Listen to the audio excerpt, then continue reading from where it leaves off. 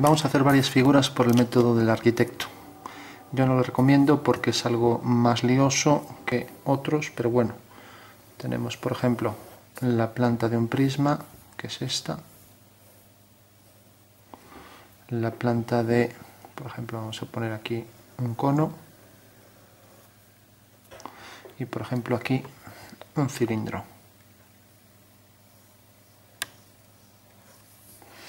A este cono las alturas las ponemos aquí, le vamos a dar por ejemplo altura esta para el cono, o sea que en realidad sería algo así. Al cilindro pues lo proyectamos aquí, pues viene por ejemplo desde aquí hasta aquí, le vamos a dar esta altura. Aquí no nos fijamos en líneas continuas ni... Y por último al prisma pues le vamos a dar, la colocamos aquí la altura, la media más o menos entre estos dos puntos. Bueno, entonces tenemos las figuras, un plano de cuadro, y dibujamos también el punto de vista. Por ejemplo, lo vamos a colocar para que no salga muy distorsionado, aprovechando al máximo el papel aquí, punto de vista. Entonces el plano del cuadro y el punto de vista está a esta distancia, hacemos por ejemplo paralela a esta línea. Bueno, vamos a dibujar en otro color, entonces hacemos paralela a esta línea y paralela a esta, teniendo ya aquí los dos puntos de fuga. Y vamos a coger, por ejemplo, como línea del horizonte, pues por ejemplo, una línea por aquí. Podríamos coger esta si quisiéramos, la colocamos donde queramos. Entonces la colocamos, por ejemplo, aquí, la línea de tierra aquí. Normalmente en una perspectiva usual esto se coloca arriba y no se empiezan a solapar todas las líneas.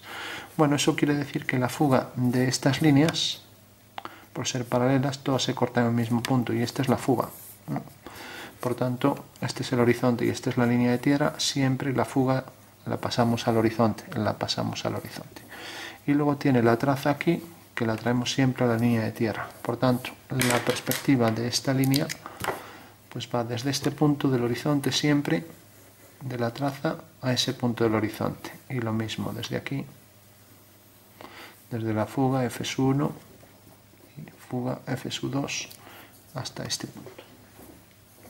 Bueno, tenemos, si queremos, prolongamos y tenemos la traza, traemos la traza aquí a la línea de tierra y fugamos.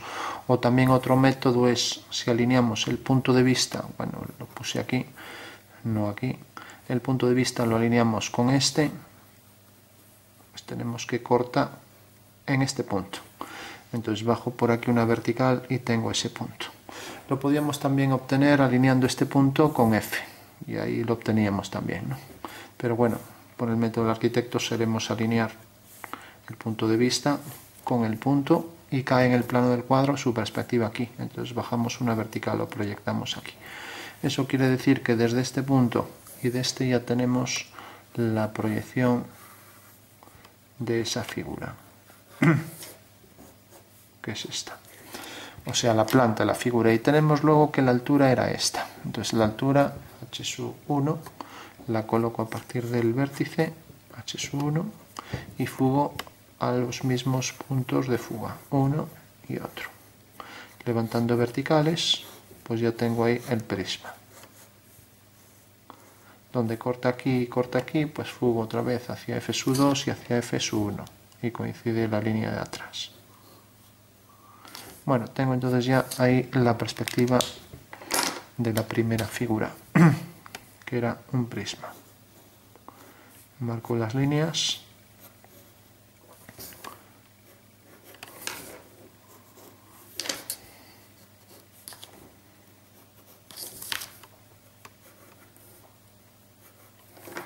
Y marco también las discontinuas.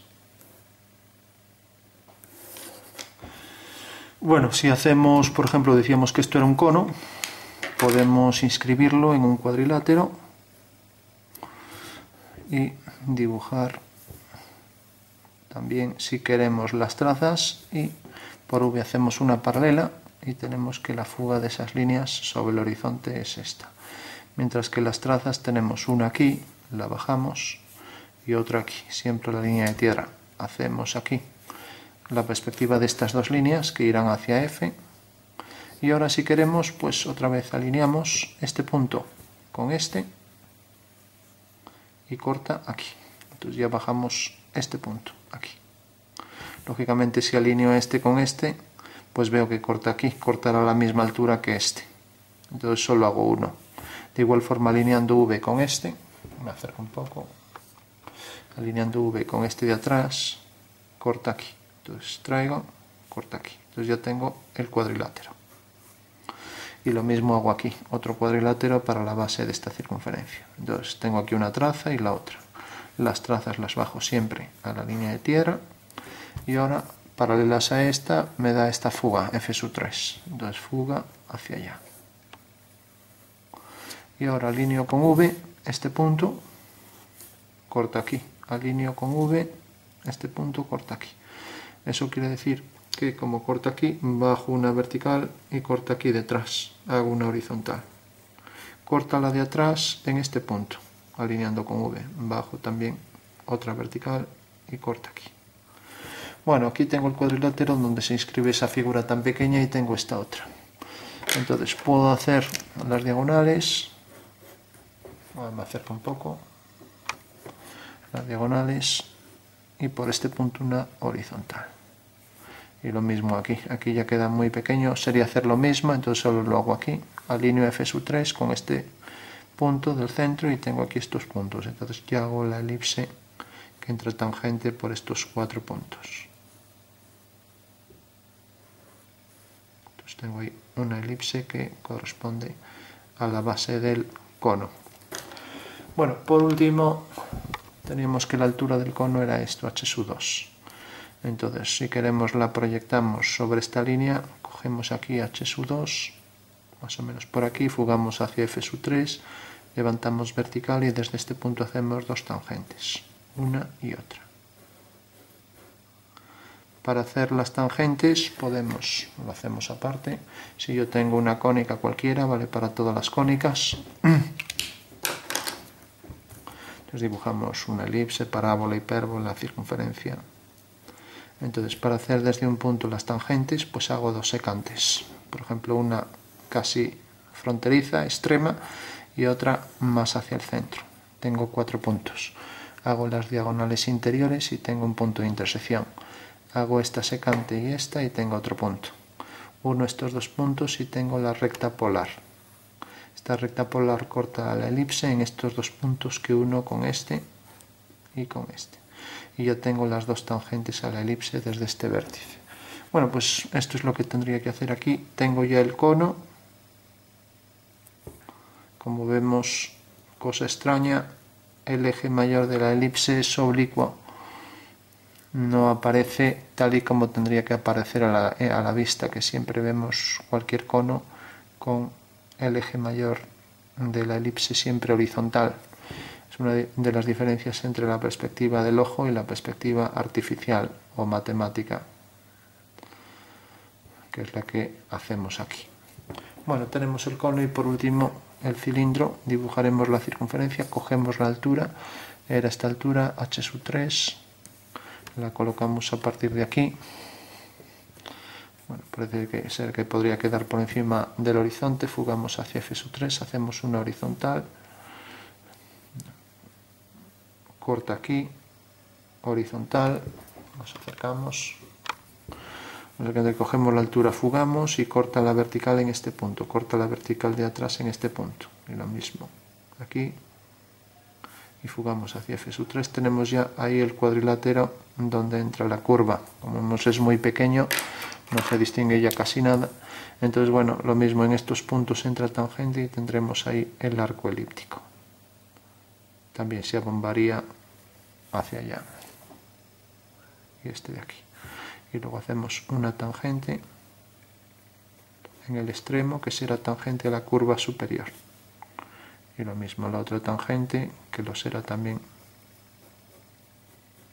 a ambas curvas. Bueno, pues ese sería el cilindro, que al ser pequeño apenas se diferencia, y ese es el método de la perspectiva del arquitecto con las 3 figuras.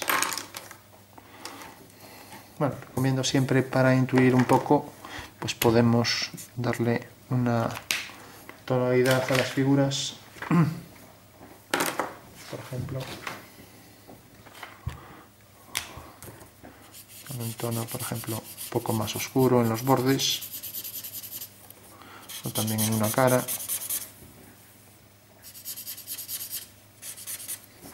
Y aquí igual, en el extremo, por ejemplo.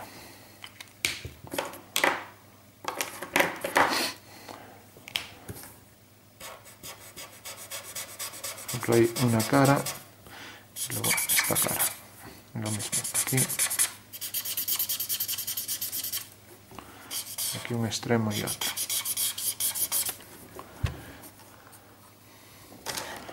Bueno, perspectiva por el método del arquitecto. Perspectiva cónica de 3 figuras.